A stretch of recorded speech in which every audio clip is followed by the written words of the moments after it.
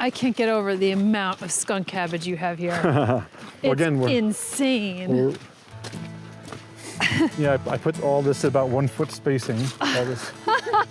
It's insane. Yeah, Look at this. yeah. It's like just a field of skunk cabbage.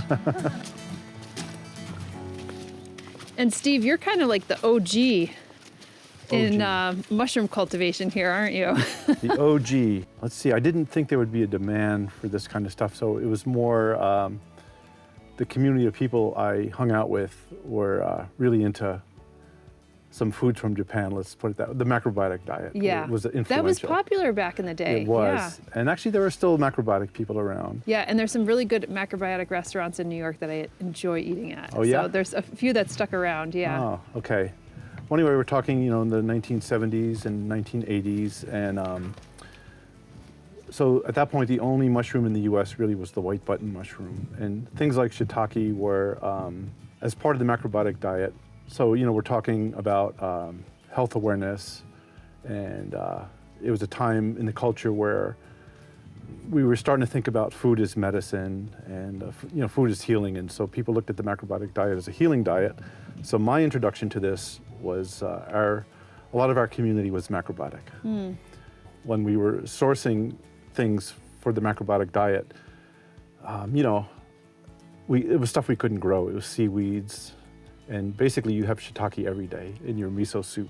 So it was all purchased pretty much from Japan. So the shiitake, I saw an article in the Mother Earth News, I forget what year, it was like 1980, mid-1980s. It said grow your own shiitake, and it was Japanese style.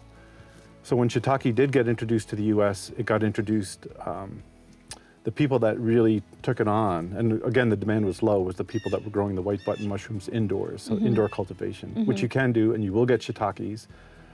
But in Japan, the method that we use is highly prized. It makes the nicest shiitakes. So it's basically mimicking nature. But a lot of people are doing mushroom logs now. It's kind of become like a thing, right? Yeah, yeah. When did it really start to pick up? Well, it came to the US via the West Coast first, and there was probably only one supply company, or just maybe a few, and now there's a lot. By supply, I mean getting, just like apple varieties have names, like, Macintosh, Empire, Jonathan, blah, blah, blah. People think of shiitake as like one thing, but it's not. And this all started maybe about 100 years ago, and they were noticing different attributes of different shiitakes, like some like cold weather, some like warm weather. They look different. In fact, we've just picked some cold weather, and you'll notice they're much denser and much meatier, so they're highly prized in Japan. So in Japan, there's a whole stratification of mushroom pricing too, based on how it was grown. So whether it was grown quickly during the warm weather, or in the winter, these dense forms, these cold weather forms called danko, and you could just pick one up and just tell it's a different animal then. But we don't really have that kind of nuance here in the American It's diet. developing, yeah. It's developing. Yeah. So do you feel like you have a role in helping develop that? it was a little bit accidental, but Yeah. we had a booth at the Ithaca Farmers Market where we could interact with customers one-on-one. We had artwork at the time, and we'd have a little basket of our shiitakes at our booth. We ran a graphics business, and I wasn't used to being busy for the first hour because people were off buying produce. But then when we started bringing our mushrooms, and this is about 2008 maybe, Yes. but I've grown mushrooms since, much earlier than that. But commercially, when we started scaling up, it was more like 2008. So we had excess. I'd bring it to market. I remember the very first market, it took all day to sell our 10 or 12 pounds, whatever we brought. Yeah. But the next week, people came back and said, "You are growing world-class shiitakes." I mean, I knew we were growing good shiitakes, but people that knew really Yeah. knew. And we were asking double what you could buy Yeah. in the supermarket. I wonder too, because you're probably not just selling to Ithaca folks, you're probably selling to also a lot of tourists or maybe some even internationals. We do have like a higher Asian population here due to the university too. Were those folks like also people who had known shiitake from their own cultural diet? Or? Yeah, for sure. Yeah. Sure. Well, it was so early, and the shiitakes were so new in Ithaca when we started growing them in 2000. I think we inoculated the logs in 2007, so then 2008 we had the first crops. And Steve had to educate the chefs because we were selling to restaurants, and they would say, "Why should I pay double for your shiitakes than what I can get through suppliers. Yeah. So then Steve would bring them in and let them taste them, and they could visually see and taste the difference for, you know, grown on logs versus grown on sawdust. So I think Steve really did a lot of education in the first couple of years and helped everybody who's growing now get a better price for the shiitakes. So yeah, those people coming to farmers market, they would just make a beeline for the basket of mushrooms. Yeah, they were happy to pay double. And once the chefs would taste, if you went to the right restaurant, the farm to table movement was just really starting. Yeah. So once they tasted the mushrooms, they said, yeah, Well, we'll take. You know, Anne made just a really good point. You could get a better tasting one growing on logs versus sawdust. So that's a really good segue into the logs. Okay, right. Yeah. So can you tell us a bit more about how you learned, even if it was from that Mother Earth News article? Well, the Mother Earth News article. I have that article too. Yeah, you should frame it. The Mother Earth News article was definitely the inspiration for me trying this. Yeah. And in our community, I was probably the person who was most trained in woodland ecology or whatever you want to call it. And the article was actually really, looking back, that article was really excellent. It really gave a lot of good advice. Yeah. So shiitake, taki means mushroom in Japanese. Shi is the shi tree, the substrate tree, and that they grow on. But in Japan, they often use oaks as well. And so we knew it would grow on oak. So the first year, I had good access to red oak, which is what a lot of this is here. But they'll also grow on sugar maples, red maples, one of the hickories, musclewood, ironwood, and some of the birches, some of the sweet birches. So they're pretty gregarious, actually. Kind of, yeah. So what tree of ours here do they grow the best on? Would you say it's the oaks? Yeah, the oaks. Okay. Yeah. So you get the most production or the best tasting, or both? I think you get the best tasting off white oak in particular. White oak actually is a little naturally rot resistant, so it's slower to colonize. So each tree has its own attributes. Red oak is really easy for the shiitake to colonize. And you could look, if you look at some of the sapwood layers, like if you, shiitake is a primary decomposer. It's going after the sapwood first. The inner wood is the heartwood. The outer wood here, the lighter colored stuff, is the sapwood. And you'll see a wide range of difference. Like this is a nice amount of sapwood, but look at this. This is a really this one's going to be what I call a shiitake cow. We're going to get so many shiitakes off this one. So when we're cutting in the woods, like compared to this one compared to this one, but we're still going to do this, and this is about a minimum diameter that we're going to use. In Japan, the climate is different, so it has to be modified a little bit in the U.S. Shiitake is one of the few mushrooms that you can force on for production outdoors like this. Almost like with your bulbs or plants in a way. Yeah. So basically, after the logs, after we're going to colonize the logs, so you'll see that process later. We're going to introduce the spawn, introduce the variety. So it's basically like cloning like having an apple tree graft. Are they considered cultivars? Yeah, exactly. Okay. Yeah, okay. yeah. So they're named varieties. Right. So when I first started doing this, I didn't realize the selection available, because in Japan it had really started evolving. So you would order shiitake spawn from, at that point, I think Fungi Perfecti on the West Coast was the big supplier. Were they doing like the little dowel kind? You could do dowels, or you can get sawdust plugs. I didn't know how long those had been around. We started out with the dowel. Yeah, well, we did dowels, but we also did sawdust early on too, and the sawdust colonizes the log much quicker. Okay. And it's more efficient, but you need a tool. And the very first time I did it, I mean, you can use the tool. We would drill, but we'd just use a funnel and a chopstick to get the sawdust in. So we saved the cost of the tool, which back then was $25. Now they're like $40. So if you're doing 100 logs or more, I recommend for sure the sawdust with the tools, all that stuff. And how many pounds could you get off say a log this size? Okay, well that's where it really varies, and it helps to have a good eye. So a log that's growing under stress in the woods is growing really slowly. So you can have a log like this. Like this log is only maybe 10 years old. Right. But a log a tree that diameter could also be 50 years old and would be really growing under a lot of stress, have so little sapwood, that a log like this is going to give you a lot of shiitakes. So that's about a 3.5, 4-inch diameter log, and over the lifetime of that log, it'll give you roughly 8 flushes. The first 3 flushes are going to be great, and then it'll start going downhill. But you can get as much as a pound off a 3-foot, well, we cut our logs to about 42 inches. You can get about a pound, or sometimes even more, off a log this size for the first couple of flushes, and then it'll quickly go downhill. Oh, wow. And then when it peters down to about 1/8 of a pound, then we So a pound per flush or a pound pound over per the flush. okay. Yeah. And But, then but typically a typical log will make about 2 pounds of mushrooms over its life. and then what do? You say, through the log's lifetime. Mm-hmm. I mean, I'm assuming the mushrooms then eventually succeed in kind of breaking down that log. Does it just become, part of the earth, or do you have to kind of move it? Is it still kind of a structural that you have to move it out? It's a sapwood feeder. Yeah. So yeah, they get really punky. So Yeah. the sapwood will almost completely disappear all the way down to the heartwood. Yep. And we basically either throw them back in the woods, and Anne likes to use them in the garden or on our compost piles as borders. There's still some integrity to it. In fact, when I first did this, it was in the mid-1980s. I had logs just passive Japanese style. We were not forcing. And even 20 years later, it was just a pile of duff. But I went up with a professor who was studying mushrooms, and I showed him, I said, this is where we used to have the mushroom yard. And sure enough, there was a shiitake 20 years later. Amazing. Yeah, it was amazing. Do you have to sanitize No. anything beforehand? No. Because what happens if you get something other than shiitake? Or can you get something other than shiitake? You can get something other than shiitake. Okay. So we're stacking the odds in our favor.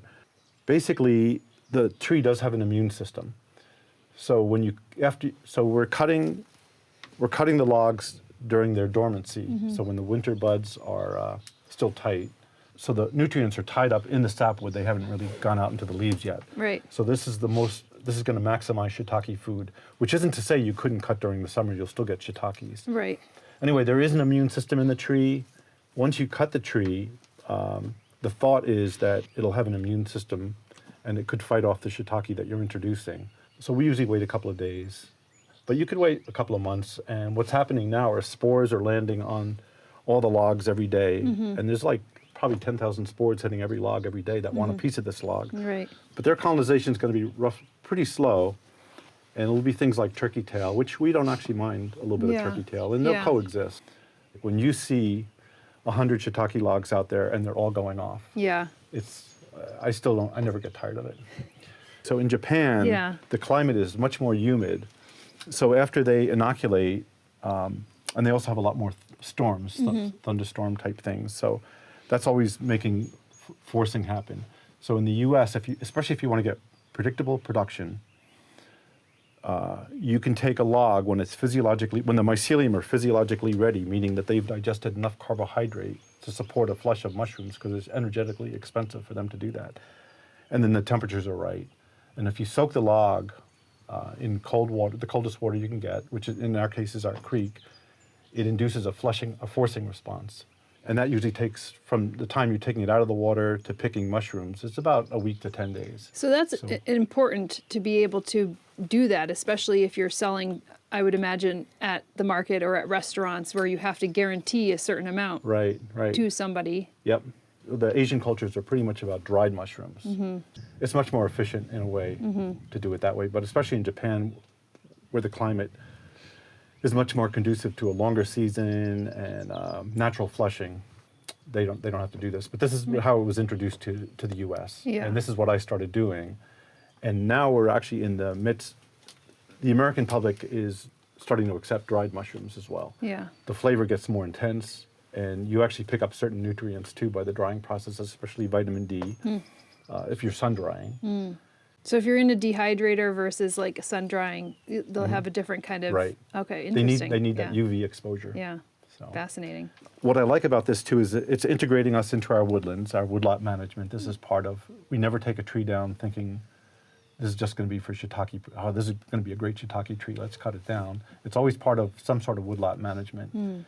And as we've gotten bigger, we've started connecting with loggers. And what they're after is the big diameters, and we're just after the tops. Can shiitakes grow on ash? I know you didn't mention it. And what are you doing with your ash? Ash is mostly firewood. Yeah. We probably can grow turkey tail. Actually, it does grow nice turkey tail, but we only grow so much Right. turkey tail. Yeah. Shiitake is not known as a very aggressive fungus. So I figured, okay, we really have to baby it along, but you don't really have to worry that much about. We're really going to be overwhelming the log with mushroom spawn.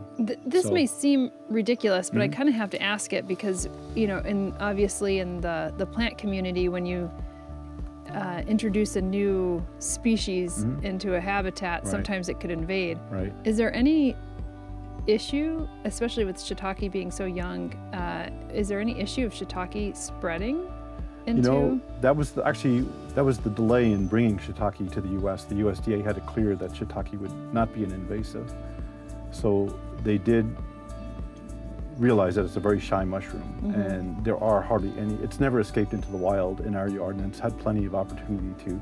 So the way it would escape into the wild is you forget to pick certain shiitakes, they produce spores, the spores start colonizing log. Anyway, that's never happened Yeah. here, and it will probably happen in the U.S., but I don't think it'll ever. There's no related species, is there, here? Lentinula, I don't think so. I don't think so, yeah. okay. There was, for some reason, there was a concern. There's a species of lentinula or something that would eat railroad ties. So that was the big concern, and they had to clear, the USDA had to make sure Yeah, that shiitake was not going to eat railroad ties. yeah. Once they decided that, then it was cleared, and that was about 76. Then it took many years for there to be an infrastructure for the U.S. to grow shiitakes. So this is where strain selection comes in. So we're going to put cold weather strains in these, or a strain that we know we're not going to be forcing. Yeah. And Oh, it makes so much sense. And I think that it's something that you only think about when you're like, ugh, do I have to carry another log? yeah, you start to come up with your own workflow, your own Yeah. efficient workflow. Yeah. And you'll see too, there's different log shapes here. Again, there's nothing sacred about a certain number of inches. Yeah. It's just whatever works. And when we're like Emma's been with us in the woods, and there's a tree and you're sizing it up, and like this is going to make shiitakes right here. It doesn't have to be a straight bolt. You could use whatever. And there's some scarring on some of these things, but like that could be a point of entry for Something else. something, right? Exactly. But we're really not worried about it. Yeah. We've done this long enough. And even if it is a point of entry and there's other mushrooms growing on it, you could still pick your shiitakes. It's not yeah. like the shiitakes are, Yep. infested or anything like Right. that. In a good day, we can inoculate like 150 or 200 logs. So as long as we're usually doing 100 logs, we're really happy. Yeah. So by the way, you can see the shiitake food is the sapwood. Yeah. So all these little black dots are Something else. more like a mold. Or the fungus that make mushrooms are called fungi perfecti. Those are more imperfecti. Those are like molds, like your Yeah. common mold. And but that just shows kind of where the layer of nutrients are. Right. Now, I'd imagine that, just how you said in the beginning, how some folks are growing it on sawdust, some folks are growing it on trees. I'd imagine it's the same kind of conversation that people have where they're like, oh, does the food taste better growing in soil versus in hydroponics, that type of thing. Yeah. So do you have the same kind of conversations analogous to the plant world, to the mushroom world? Especially with fungi, I feel like it's a whole nother level. So all of like the nutrients and the compounds in mushrooms that give them all the flavors that people like, those are all also medicinal compounds. And so that's why mushrooms are having this huge moment right now with like in the medicinal community, like Yeah. the herbal medicine community. So when you grow them inside, like everything in that mushroom's life is perfect. It has the perfect temperature, perfect sawdust, perfect, humidity, everything is perfect. So you get a ton of mushrooms growing on that sawdust, but the life is almost like too perfect and like relaxing for those mushrooms. So they're not going to put It has a no lot of immune system. energy- Yeah. They're not going to put a lot of energy into trying to make a really good They're bioactive quality compounds. mushroom Right, because they yeah. don't really need to worry about anything. So when you grow them on logs outside, those mushrooms are dealing with, pests coming in, they're dealing with temperature changes, with wind and everything that's like going to be attacking that mushroom.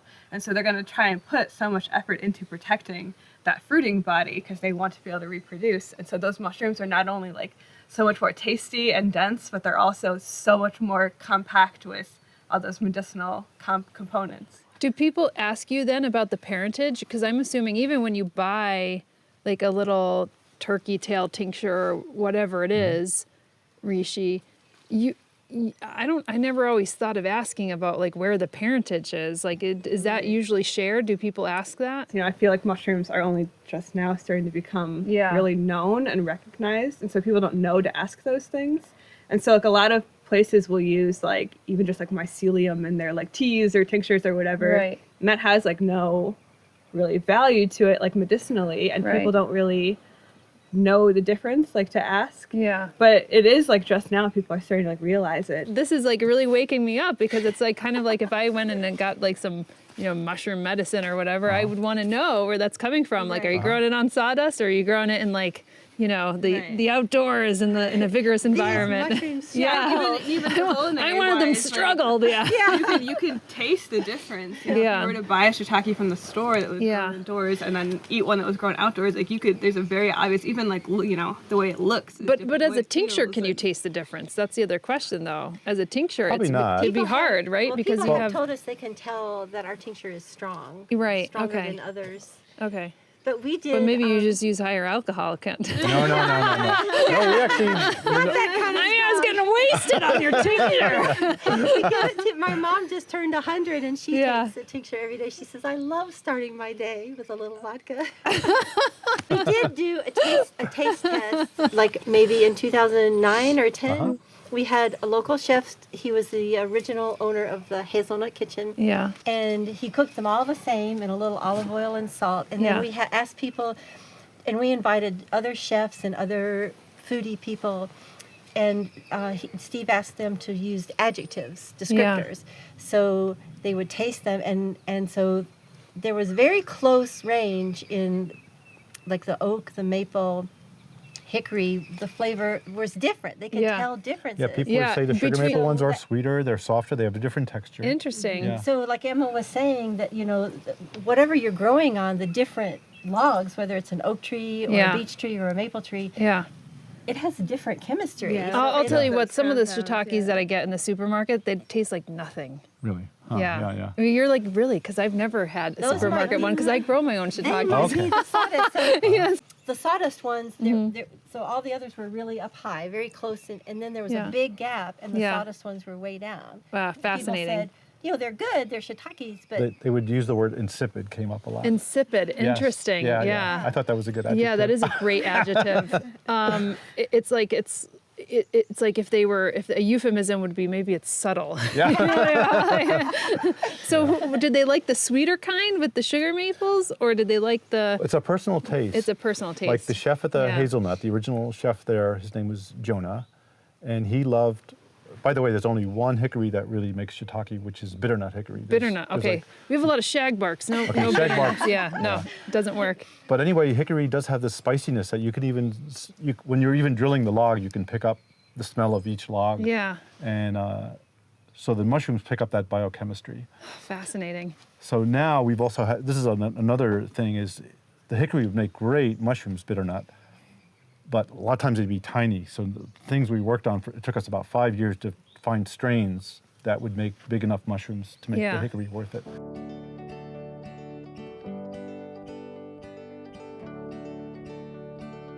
Now, are cultivars coming out of both now the United States and Japan? One company we deal with a lot goes to Japan regularly, Okay. and they're in touch with their growers for supplies, but also tools.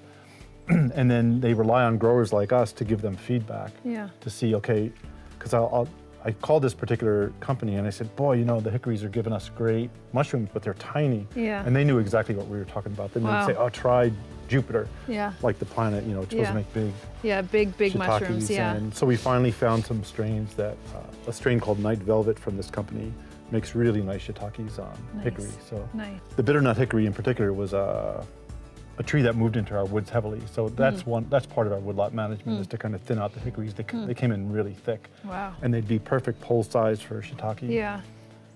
Is that musclewood there? That is My God, that musclewood. looks so muscly. Yeah. So the reason I put that out, I might inoculate that. That's a Yeah. little too small, but it makes great shiitakes. Yeah. It makes, in fact, huge shiitakes. But this wood decays really quickly. Yeah. And I just wanted I to love the look of it. bring out different woods. But we have some dry logs in here, and these are some of the ones we'll inoculate. Great. So we'll get a perfect log.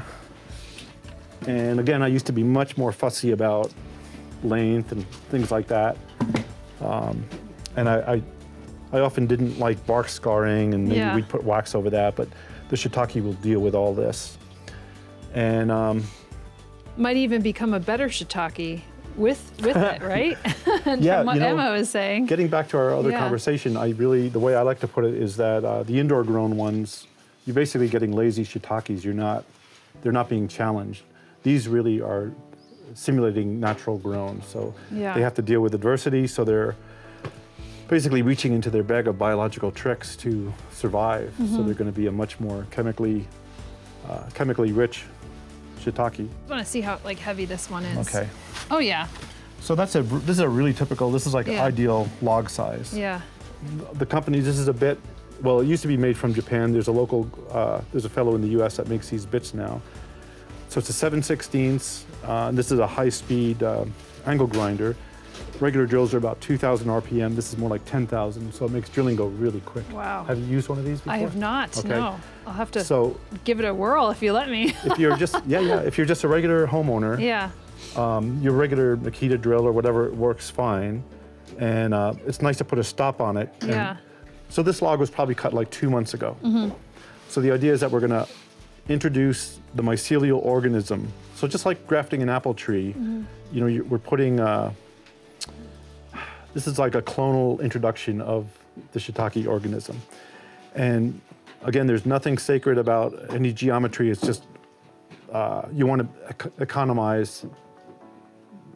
The spawn often costs like $20 to $25 a bag for a 5-pound bag. That'll often do 35 logs like this size. And then each log you're getting maybe 8 flushes, as you were saying, Right. And then you're getting a pound off of those eight, right? So that's 8 pounds, or less than that, because the first 3 flushes you'll probably. I get would a pound. say, optimistically, 2.5 to 3.5 pounds off a log like this. Right. By Okay. the end of its life cycle. Okay. If we sold these mushrooms retail off this log, it would be probably $40 worth of mushrooms. Right. So the economics of this aren't crazy. So for a homeowner, or for somebody who has got a woodlot, you can easily come up with, if you could do this on a gardening level where you just have a dozen logs, 20 logs. Yeah. And then even with 100 logs a year, because the logs will last about 4 years, you can have a nice little amount that you could bring to your farmer's market.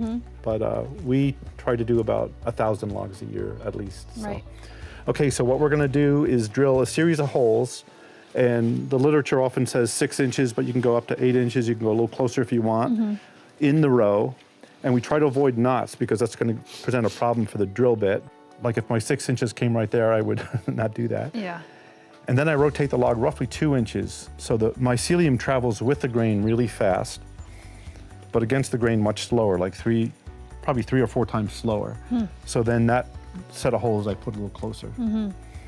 Okay, in fact what I'm gonna do is, since they're knots right there, I'm just gonna rotate the log a little bit. So ready, a little bit of noise.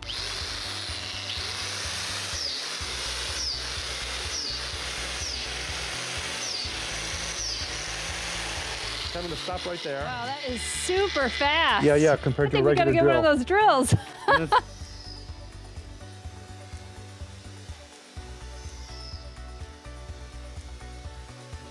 Wow, that just went in like butter. Yeah. Yeah. So roughly 6 inches. You're pretty good on, Hey. on the eye there. An artist, man. Yeah. Oh, that one's 8 inches. That's okay. He stopped measuring. He's like, I don't want to make myself look bad. Start by looking Oh, good. look at that, 6 inches, look at that. So then basically this tool gives you a plug of mycelium. So this is sawdust, and they tell me it's oak sawdust, Yeah, infused with the mycelium of the strain that we want. fascinating. So this mycelium, it's supposed to come primed, at an ideal state. You keep it in the fridge. They're in little breathable bags because they're living organisms. So there's a little air exchange thing on there. And you can keep them in the fridge. They'll keep good for about 6 months. And what is this tool called?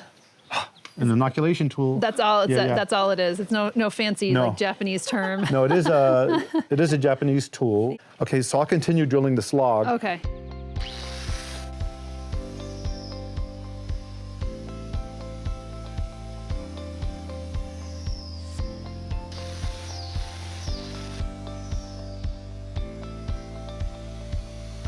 And you can take a turn at this if you'd like to. Yeah, basically this tool, you just touch it. it pulls It you in. looks like it, yeah, it looks like it. It makes inoculation so fast. Yeah.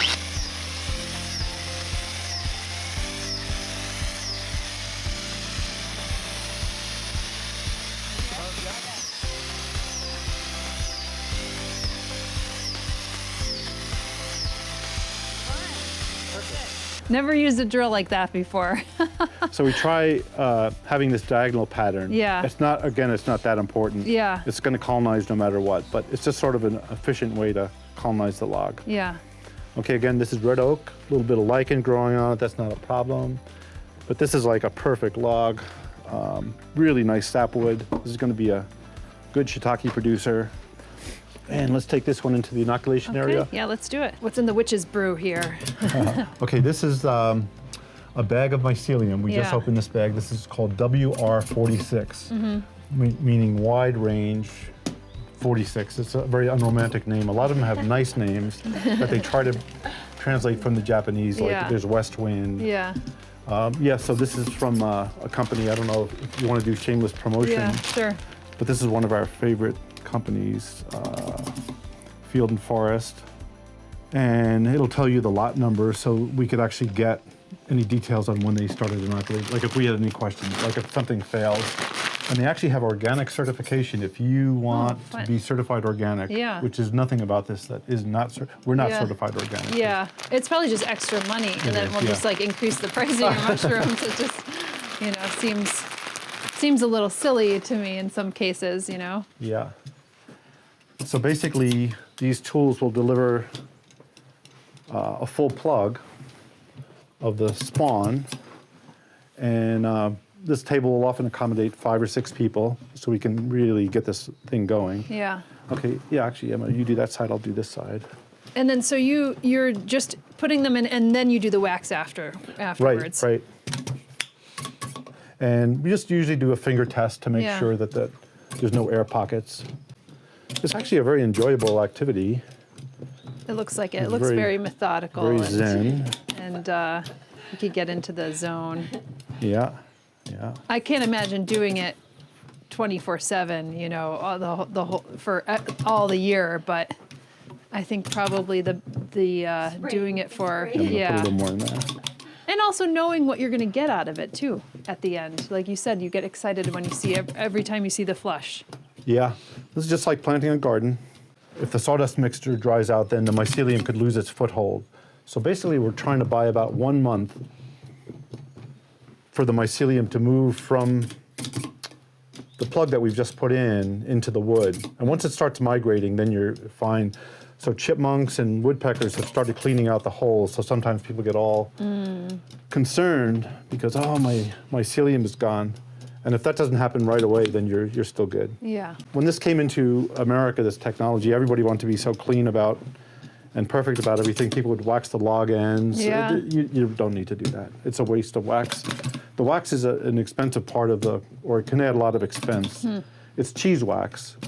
And again, I think you can even get certified organic. Yeah. But can you use any other type of wax, or is it only cheese wax? I think it's got a nice coverage. Yeah. I use leftover same. Yeah. Okay. Sometimes it's a little fragrant. Yeah, and I think you're scrappy. There's always leftover wax in the candle. Yeah. Never burns like completely. Right. So with our full crew, we can usually churn out 1 log a minute. And so we'll devote usually 3 hours of a workday to this process. And so we could usually get our inoculation done in about a month. And when we talk about the spawn, is it the spore or is it the mycelium? Okay, Or is it the both? It's the just mycelium. Just the Yep. mycelium. Okay. so Emma, maybe you could talk about what spores the really are. spore would be like you wouldn't necessarily get the same cultivar, would you? Right, because it Yeah. needs another spore, In order to create a work. full Yeah. mycelium. Yeah. So the mycelium is a living creature, so that's like the living part, the actual organism of like the mushroom. So the mushroom is analogous to the apple on an apple tree, and the whole tree would be that mycelium. So that can move around. They're even finding can make like decisions and is somewhat like conscious, and So that's what we're putting. We're putting up the whole. It's a full organism. This is the functional organism. It's going into this wood, and it's just gonna. And it just so happens that grow. it may fruit sometime. Right. Yeah. Right. Yeah. Once it's feeling ready. Yeah. And so that'll take about a year for all that mycelium to move throughout this wood before it becomes ready to create a fruiting body. So the mycelium is like a fine thread-like filament that if you were to tease out 1 cubic inch of mycelium, and you could actually tease it out, it would be miles. And it's exuding extracellular enzymes to digest the substrate. Fungi are one of the only things that can break down the lignin in wood. So without them in our ecosystems, we would literally have thousands of years worth of wood that can't be broken down, Wow. that we're just standing on top of. So they're so important to kind of break down. Like we're taking a natural process. This wood needs to get decomposed. Right. But we're just kind of subverting it to get a product out of it, to Right. get food and medicine, which is really cool. You know, they're so important in our ecosystem to have that role of nutrient cycling.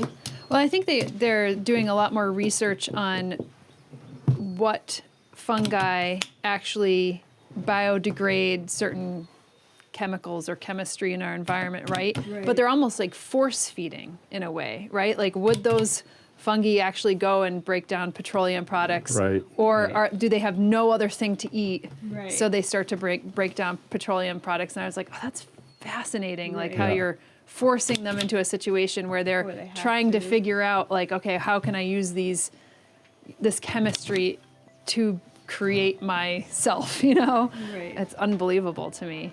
But I'd say that you're probably giving shiitake the best food in the business here, I guess. This is what it wants to eat. Yeah. Right?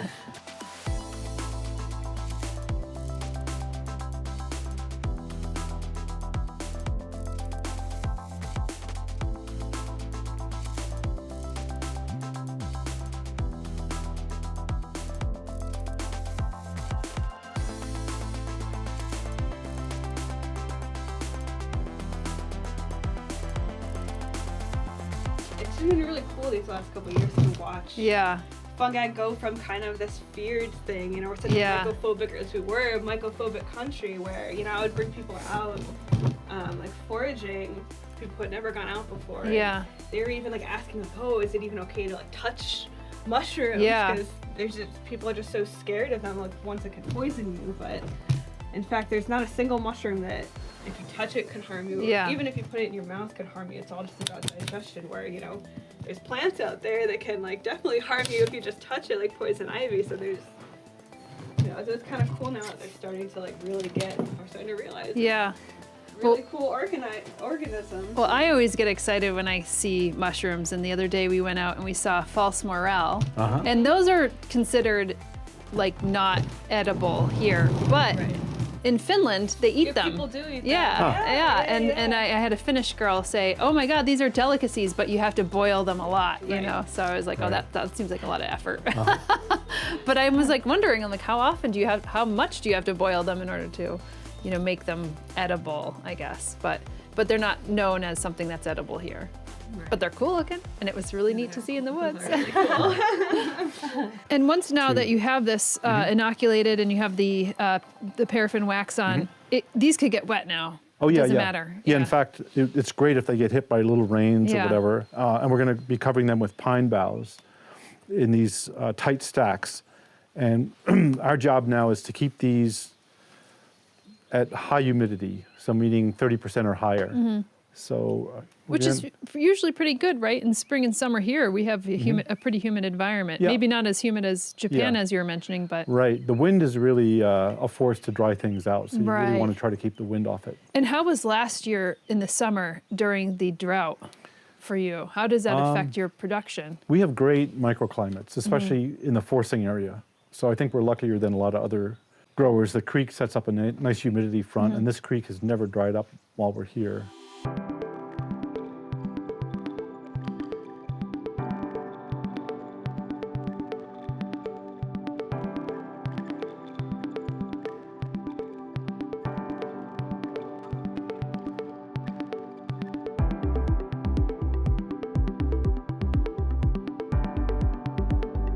So basically, shiitakes need, when they're fruiting, Yeah. they need some sunlight, but ideal is like 60 to 80% shade. Okay.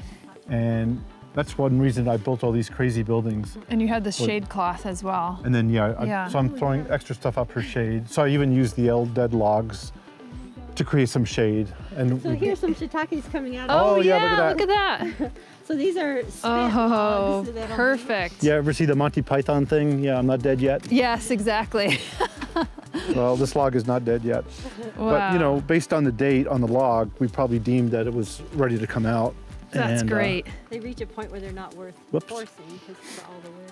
So now they're saturated from the So rain. do you know what a cultivated variety this is? We can look at on the cultivar or I'm sure the whatever. tag, but you can tell it's white oak. Yeah. And in fact, in Germany, from what I've heard, is they'll inoculate a log Yeah. and then half bury it. And the mushrooms are, of course, intelligent enough to know not to come up underground. They Yeah. come up, but it keeps the log moisture high. Huh. Okay. Actually, it's a 2015 log, and it's WR46. So it's our- Which it's our is the one regu- that you Yep. just inoculated. Yeah. And it's a white oak, which is more decay resistant. Yeah. So sometimes they're hard to tell if they still have life in them or not. And in all this black stuff, what is this black stuff? That is, Looks like it got hit Yeah. by lightning. no, that is, you know, That's just decay. yeah, Yeah. that might be a mycelium of some kind. Mm-hmm. It's most likely mycelium. Is this the start of turkey tail here, or is this something else? Yep. Sounds like a little turkey tail. Cool. So these big diameter logs are Yeah. some cold weather strains, and they're probably pretty played out. So we have specific yards where they're cold weather, but if these go off, then I know my other cold weathers are going off. And this is how you lay them out then. You kind of like, cross them like in a tic-tac-toe style. Yeah, this is called a log cabin style. And in fact, you could see some mushrooms on these too, but these logs some of them are really played out. Yeah, Like this is a 2013 log. I don't know why it's still here. right. It should be back in the woods. But you can see the sapwood's entirely gone. We're right down to the heartwood now. Right. Yeah, what's the benefit of stacking them in this log cabin? Well, basically, if I had them in tight stacks like this and mushrooms were coming out, it might be harder to pick them. This way, especially because these were bigger diameter logs, You I could reach in and pick. Yeah. You know, we experiment with different stacking methods. We have some that are A-frame. We have some that are ground laid. And this is a nice system, especially if the moisture is high enough. These are all wide range varieties, and there's should be 32 logs per stack. And that little gnome tells us that that's the next stack to go in when the temperatures are right. So the temperatures will be right when we have usually 65 degrees for a couple of weeks, and that wakes up the shiitake of wide range. That's probably the most utilitarian use of a gnome I've ever seen. Really. What else does a garden Yeah, gnome yeah. do than just sit there in That's the his only garden? job, and he's never failed. As long as we remember to move him, he never fails.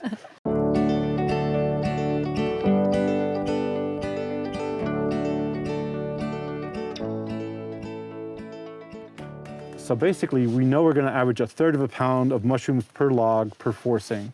And there's the creek right over there. Mm-hmm. So we'll walk the stack into the creek.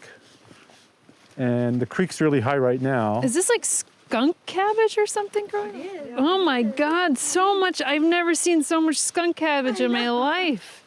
Yeah, so then these logs go in the creek here, but the creek is really high right now. Yeah. You can see. Oh yeah, the creek is high. Sorry, Yeah. I see it. This is what me getting distracted. Sandra, look at the skunk cabbage. Look, it's starting to flower. It Yeah, you smells. could smell it. That's what you could smell it. Do you smell it? It smells like skunk. Oh, what? Yeah, you smell that? Yeah. And this is where you toss your logs. Yeah, so it's then. nice and Okay. cold. And so we'll put in 32 logs. And then from that, we'll expect at least 10 pounds. It must be. mushrooms. It must be feel so good in the height of the summer months when it's so hot. It is really nice. Yeah. And then you. Take a little dip at the Yeah, logs. exactly. Anyway, it's really fun to be integrated into the woodlands during this whole process. This is And, great. Yeah. Yeah. So the yard on the other side of the creek is about 3 times bigger than this. Right. And there's the gnome over there telling us which stack Oh, goes in. Yeah, I see him. So in the we move through distance. that yard. There's 30 stacks Yeah. on that yard with 24 logs per stack. So mathematically, we know how many mushrooms we're going to get. Does this ever get so flooded that it floods out your yards? Never. Here? No, it does flood, yes. Yeah. Okay. A And good we 6. have had logs go washing down the creek. Don't tell her no. Oh no. that. Yeah, we've had some exciting moments down Chasing here. after your logs. Yeah. All your hard work. Yeah, I think they've gone over to Gannick Falls. Yeah. Once Somebody's. I came, Steve went down to check the mushrooms because it was raining, and I came down because he didn't come back, and Yeah. I found him in the creek up to his neck in water, Oh my- catching logs. Oh my goodness.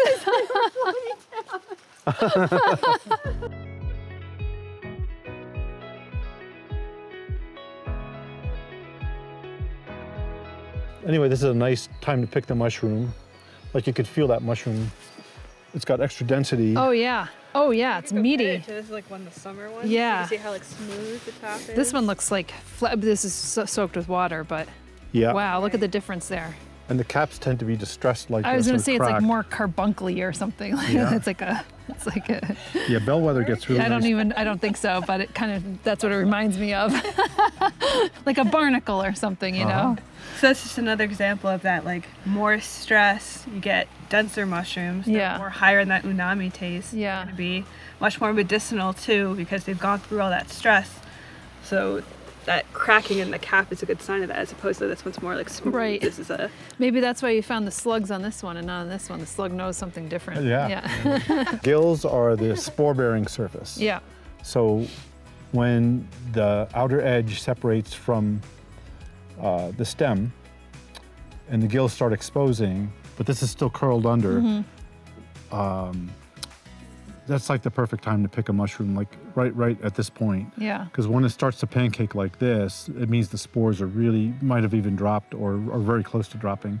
And once you lose your spores, then the mushroom has no more natural Yeah. resistance and it goes downhill really quick nutritionally. Can I take a bite out of this? Would this be good to eat? No, it's deadly. Of course you can take a bite out of it.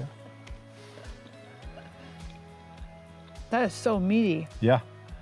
Yeah, so those are the ones in Japan, the cold weathers will really sell for like 20 times more than the Oh, indoor wow. sawdust grown. So they're You highly gotta taste. prized. You gotta taste this. You gotta taste a little wherever that slug was. You know, eat around the slug parts. Oh, that's great. It's great, isn't it?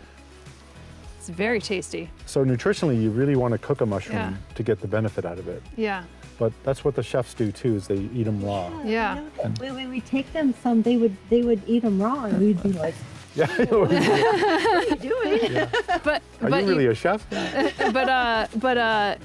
like I mean I know you could get more flavor when you're like sautéing them and everything like that, but I would imagine that's their rawest form, right?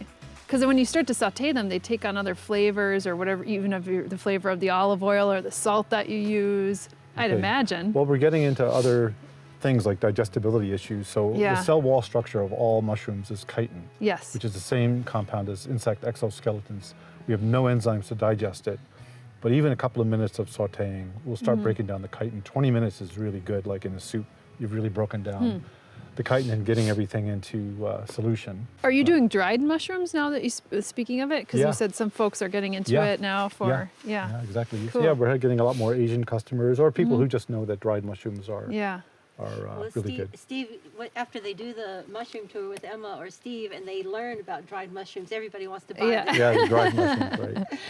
We've got a plan, a marketing plan. That's great. And That's one great. other thing I want to mention is that raw mushrooms, there was when shiitake was introduced to the US, there were people getting it's called Shiitake Dermatitis, I think, where it's specific to eating raw shiitake.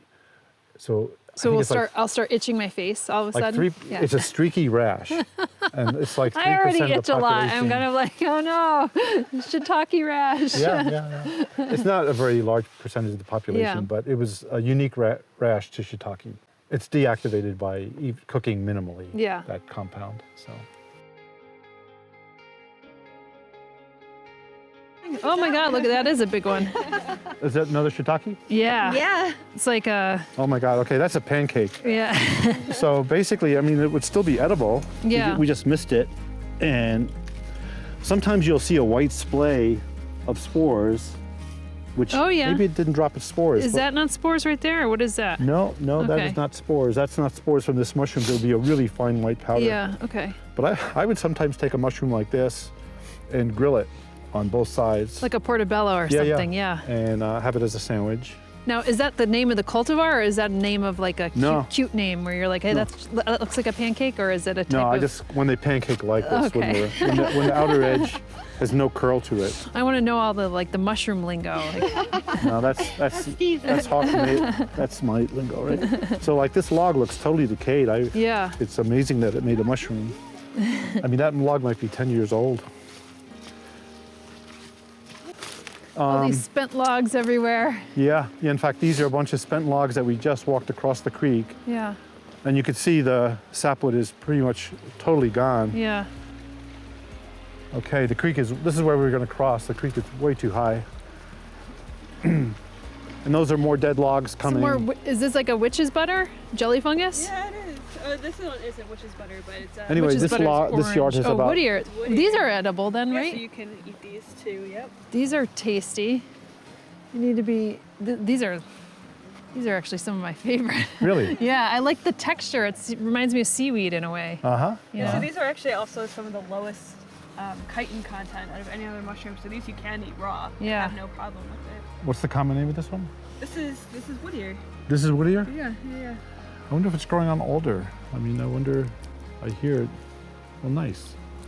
So in Japan too, they'll often knock logs with a hammer. And we call it thumping. And we've tried that. We don't notice that it really makes any more mushrooms, but we just knock these logs pretty good, Okay. transferring them, and then notice that there's a bunch of mushrooms starting. Oh, interesting. it might have been from- maybe just to Yeah. get the vibration, or Yeah. yeah. Yeah, in crazy. fact, what we hear is the Japanese say it awakens the spirits of the shiitake. So we do that every now and Yeah, yeah. then. This yard is about 3 times the size of the other yard, and you can see more. Those long structures is where we put the logs that have been forced in an A-frame. So we'll have the logs on at a like a 30 So that degree kind of angle. like fence type of Yep. thing, and then you put the log against it, so it's like an A-frame Right. kind of thing. So like yeah. that black cloth we would use this time of year when it's kind of cooler. Yeah. And it kind of heats the logs up a little bit. Anyway, this log, the shade here is great. We have nice protection from the wind. It's a nice little bowl. And it's really humid, so this is like ideal shiitake. And the one thing about this spot that I would warn people about, yeah, it gets exciting when the creek is really high. Yeah. Yeah, you can see our concrete. I saw that. I saw that. Is well underwater. Yeah. So we grow turkey tail on totems as well, but this is the method we started out. So is this is an active place where you're growing, or is it just kind of like the vestiges of something that you had done? Yeah, you could see we picked a lot of turkey tail. Yeah. And it tends to only give us 1 or 2 flushes. And like that one fell over, but it made Yeah. plenty of turkey tail. Yeah. And so these are just usually little stumps of turkey tail that we wouldn't pick them anymore. But Right. so this allows us also to use, like these things would be really, I mean, they could be close to 100 pounds or, Yeah. but you could also use, But you're not moving these, right? No. They're just stationary. yeah. So they're, probably 60 to 100 pounds. Yeah. And then you could use different, like this is ash, basswood. Basswood makes really nice turkey tail. Huh. We've used our maples. Oaks make nice turkey tail too, but we prefer to use the oaks for other things.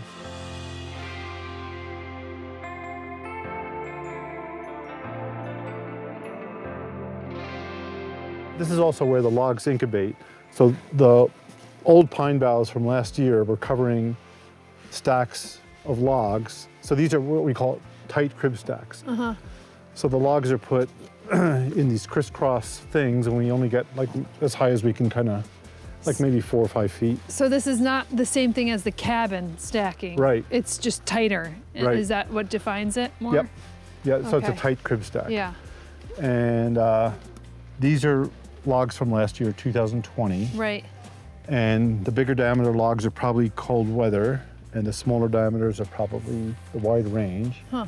And you'll see this white area of colonization. So this is the mycelium Yep. manifesting at the log end. So the mycelium has grown through. Right. So that's what we want to see. So technically, we don't know if these logs are really going to make mushrooms grow up right away. We could test them out, but I usually wait for natural fruiting to occur. And once they prove themselves, then we could either move them into an active workforce, but until then we leave them in these tight stacks. Or what we're starting to test out here is more passive management. And we're going to lay the logs close to the ground in a ground laying system, which is very similar to what you see over there, where they're picking up a lot of ground moisture and they're going to live their entire life like that, so we wouldn't be moving the logs anymore. And is that's something new that you've just started this year, or? That is something, yeah. Okay. Yep. We're sort of transitioning into that. We don't know if it's going to work. Right. And then is this more of the A-frame style, but with a wire? Yeah. This is a little rickety. Yeah. But what we were sort of doing here is using this yard because we've been working on this yard for about 2 years now, to make extra mushrooms. And so we would take some of the stacks that were ready and force them. Yeah, Emma said there was some really good cold weather mushrooms. Okay, so these are cold weather logs in their prime. And this is the cabin style now, right? The log cabin style, right? Style, yep. yeah. And basically, these are all ready to pick. We should have brought a basket. This is like perfect. And we'll come back later and pick them. So the log cabin style allows a lot of surface area for, you can go up about 4 feet or so. The life purpose of a mushroom is to produce spores. And so we want to pick the mushroom before it drops its spores, because again, it will lose its nutritional value, and it'll lose it's got its own immune system right now, so it'll stay pretty integral. And so to get the best flavor, you want to pick the mushroom. So we often pick it by hand, just right from the where it interfaces with the bark. And this is a nice stage to pick the mushrooms too. It's still going to be nice and tasty, but there's a little paper-thin veil that's connecting the edge of the mushroom to the stem. And Emma, what technically do you call the stem? The stem. It's called a stem. Oh, okay. Hey, look at that. that. Is there a name for the paper-thin veil? The universal veil. You can see some of the veil still set on that one, so that probably recently opened. But this mushroom is going to continue to open, and when it gets to a certain point, it's going to drop millions of spores, and you'll see a white splay of spores, and we'll see if any mushrooms have sporulated to show you. Do you ever grow them from sporulation? No. Like you've never had that happen? No, that would really be escaping into the wild. Yeah, I mean, you could start. I mean, I'm not as interested in that kind of genetic work, and I'm happy to have the people that do the spore. The mycelium. It's production. like such an extra. It's such an extra effort. Yeah, it's a different world. Yeah. So what fascinates me is just this outdoor production, interfacing with our woodlands. It's just a whole really ecological way to produce mushrooms, and I'm less interested in lab work. I appreciate it though. It's not that Anne's already picking. She's like, but I have no basket.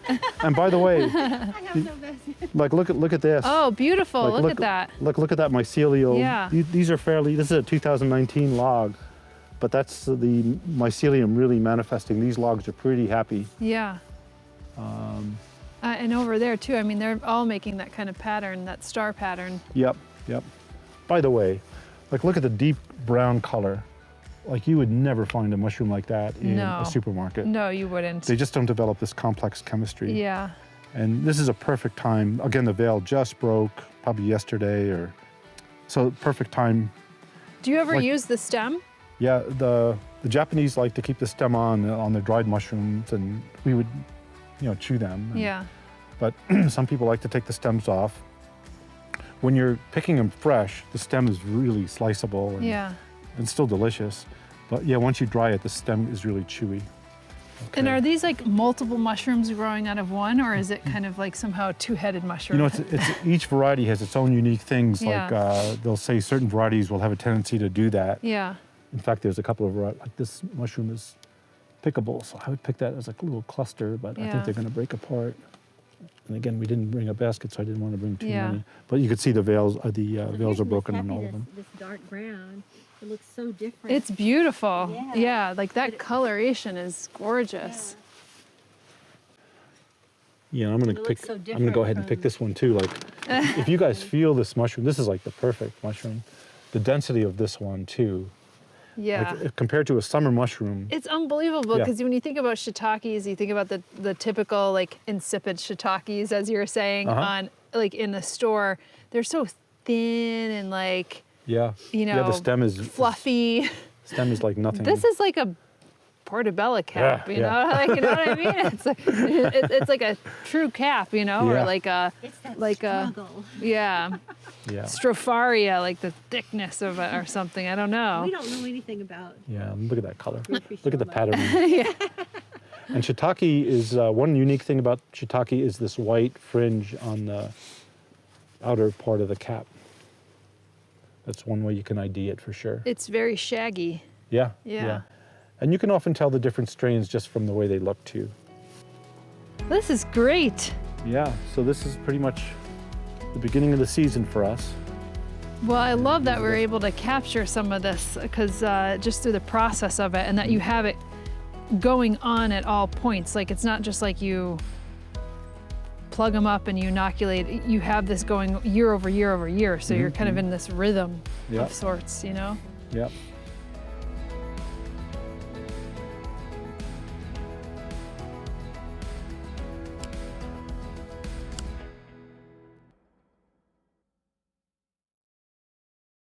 I don't want to step on all these skunk cabbages. I've never seen so much skunk cabbage. It's Yeah, crazy. it took us years to plant these out. So be careful.